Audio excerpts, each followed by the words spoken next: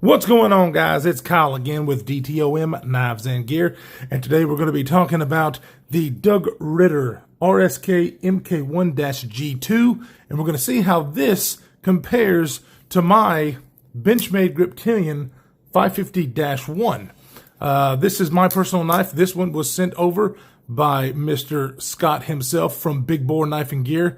Thank you, Scott, so much for sending this guy over. I've always wanted to kind of put these two in hand and see what the differences are. Today we're going to do that, so stay tuned. All right, welcome back, everybody. Okay, Doug Ritter. Doug Ritter is a fantastic man. If you don't know who Doug Ritter is, I suggest you go and Google his name. He does so much for our knife rights. So appreciate him and all that he does. This is his design that he has made in collaboration with Houge, and it basically took the knife world by storm because he did work for Benchmade and came up with the Griptilian, and now he is making these, or Houge is making these, the Doug Ritter RSK MK1-G2.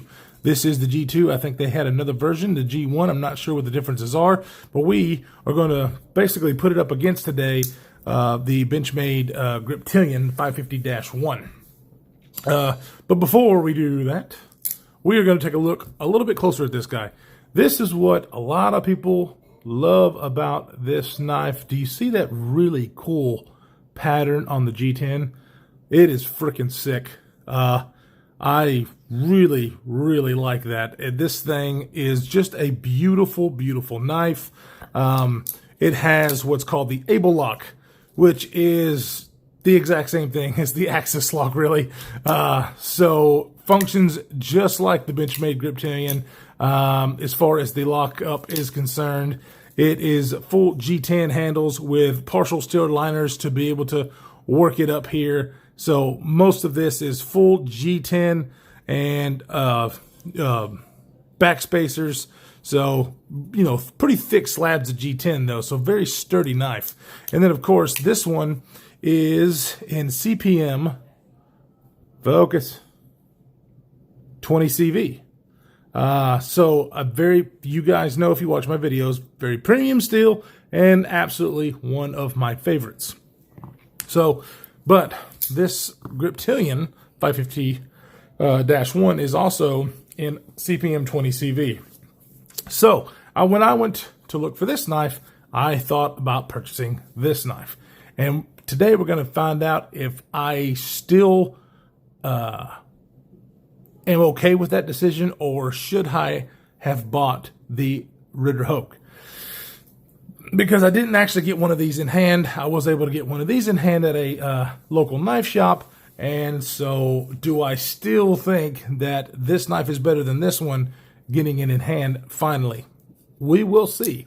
Now, these knives are basically identical in a lot of ways. You know, they're designed by the same guy. So this one, of course, is a sheep's foot. That is a drop point blade. I do enjoy the sheep's foot and the spidey hole, which is why I chose this version. This one is the thumb stud deployment, but you can reverse flick it. And you know, just an absolute classic blade shape that works for everybody.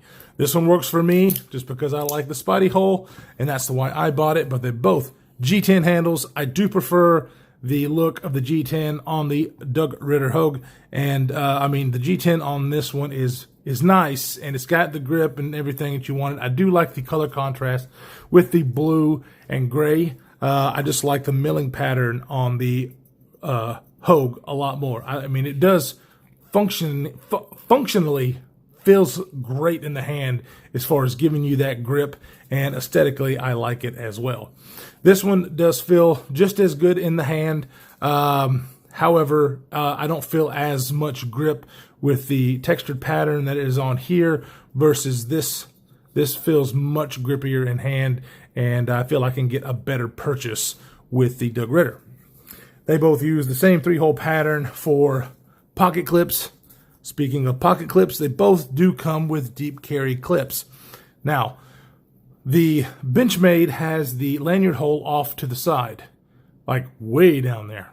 And the Ritter Houge has it right at the top. Now, some people don't like that because they would say, well, why don't you just get that deep carry clip up a little bit to make it really deep carry? And I can see why they would say that. However, if you are going to have a lanyard hole, I believe I'd rather have it here than here. I guess it's kind of hard to say because I only have lanyards on a couple of knives, but that's one of the major difference. You can see even the standoffs are pretty close to the same spot. They both have jimping on the blade and on the liner right up top. The only difference is down here, the Ritter Houge does not have jimping, and then this Benchmade does have a little bit of jimping. None of the jimping is very sharp at all. It's very well done. So basically, I mean, as far as that is concerned, they can go either way. Since they're using the same steel, blade geometry is going to determine whether or not I like one versus the other as far as the performance. This one is a very slicey blade. This blade shape is just classic, and it does well for most every job that you're going to throw at it. But so does the sheep's foot blade. This one is pretty slicey as well. So the amount of cutting that I've done with both of these, of course, I've done a lot more with this because this is my knife, and I've really didn't want to cut a whole lot with this one in particular, even though Scott told me to use these, just because this one is branded with him. And I don't even know, I can't remember. I know I've seen the video on this, but who laser etched this for him. So, I mean, it's got his branding on it. I did not want to mess up the finish because it just looks beautiful. So I didn't do much. But as far as like paper, they both slice about the same.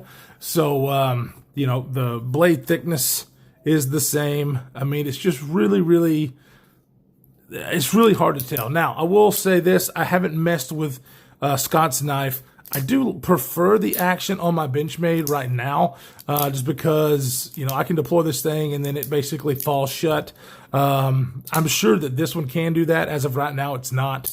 And I'm not going to mess with anybody else's knife as far as tuning or whatnot. And this might be the way Scott likes it. So, but as far as deployment, they're both about the same as far as a really smooth deployment. Really like it. I mean, guys, especially if you're a lefty, I tell you what, the axis lock and the able lock is really the way to go, because both of these pocket clips are reversible for right or left hand tip up only. And so I am assuming that a lot of lefties are going to love both of these knives. And then it's just kind of depending on, do you like the holes versus the studs? Because I like holes versus studs. Shout out to my boy Jake at Bearded Gear. We are alike in that. So, as you can see, you got a little bit thicker of a blade here on the Ritter Houge versus this. You know what? And I think this is the only model that I've seen. I don't even know if the 550-1, I wonder if they come in different blades today. You know, I don't really know. This is the only one that I've seen, and this is the only one that I would really buy, because as far as Griptilians are concerned, you get 20 CV, and I get my Spidey hole and a sheep's foot blade. That really, this knife was basically made for me. I know you can get different blade shapes in these as well. I may be wrong, but I'm pretty sure I've seen quite a few. I really like this tan color G10 on this one with the black blade. That's a pretty sick looking little combo. Really dig that. Of course, you got your Houge. Houge is also an American made company. So both of these knives are, boom, USA made. So you gotta love that. Having them both in hand, I like the texture on this one better. I think the pocket clip is a little bit more deep carry on this, but you guys, if you watch my videos, you know I don't care too much about deep carry. So the pocket clip kind of is a wash because they both work really well. But I mean, you could put this pocket clip on this one and vice versa because it's the same hole pattern. So the G10 I like better on the Ritter Houge because of the way the texture is. I like the look of the blue and gray on this one. So it's kind of hard to determine too because I really like the milled pattern there, but I like the contrast of the gray and the blue. Both of them function and they function just perfectly. They are very fidgety knives with the axis and the able lock, so definitely checks that box for me. Both of them are very sturdy. I mean, you just feel like it's a very sturdy knife. Now, if you're looking at the regular Benchmade Griptilian, that's not going to be the case for me. I'm not a huge fan of the FRN handles, the Grivery handles, whatever they call them. So that's why I chose this one with the G10, because I like G10 a lot better than I like that stuff. So these things are pretty similar when it comes to that. And I think what it really comes down to is you can get this knife in these premium materials, really cool milling pattern, for about 160 bucks. This one is about 180 bucks. So you're really getting the better deal buying the Doug Ritter Houge than you are the Benchmade, which is actually probably not surprising the most, because Benchmade, they're expensive knives. You know, some of them I think are worth it. Some of them I think are overpriced. You know, this one, I think I paid more than the 180 that I saw online before I started this. I think I paid about 190 something for this. So as far as value, this one wins hands down. Kind of moving things around. Sorry, guys. And you really can't beat this knife as far as value, because you get premium steels. You get the really, I mean, you know, that's no joke as far as milling. That right there takes some time versus this in that milling machine. So really cool. I think that if you were going to buy either one of these knives, you'd be happy. You get just a little bit, if you can tell here, you just get a little bit of, I mean, they're supposed to be pretty damn close, but this one's a little bit thicker. You get a little bit more, and that might be why this one feels better in the hand to me. It's because I think it's just a little bit thicker there. So guys with big hands, well, medium to big, I think this would fit their hand just a little bit better. Not that this one doesn't. It's just the way it feels in mine. So both of them are excellent knives. Both of them are excellent choices in today's market to be able to get this kind of steel from an American-made company. And I highly recommend both of these knives for anybody who is looking for such a thing.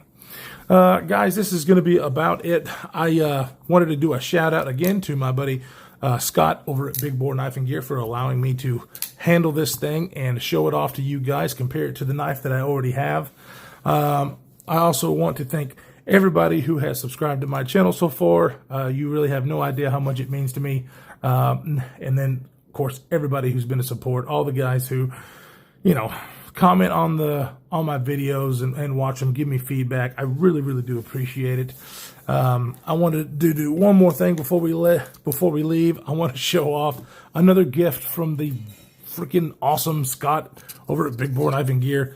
He saw on my channel that I had a pair of 3 in this digital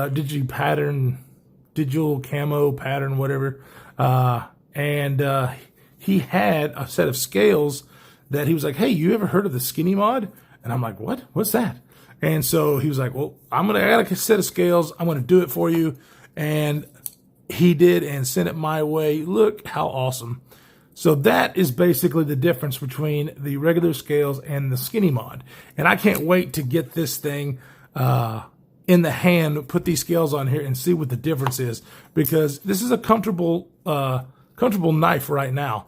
And everybody's been kind of talking about, since he told me, I watched some videos about how good this is on that knife. And so thank you, Scott, for letting me try this. He's just too good to me. I just don't understand. So anyways, guys, thank you so much. Stay tuned. Got a giveaway coming up soon, so hit the notification bell for that. Hit the like button if you like this kind of stuff, and we will see you in the next one.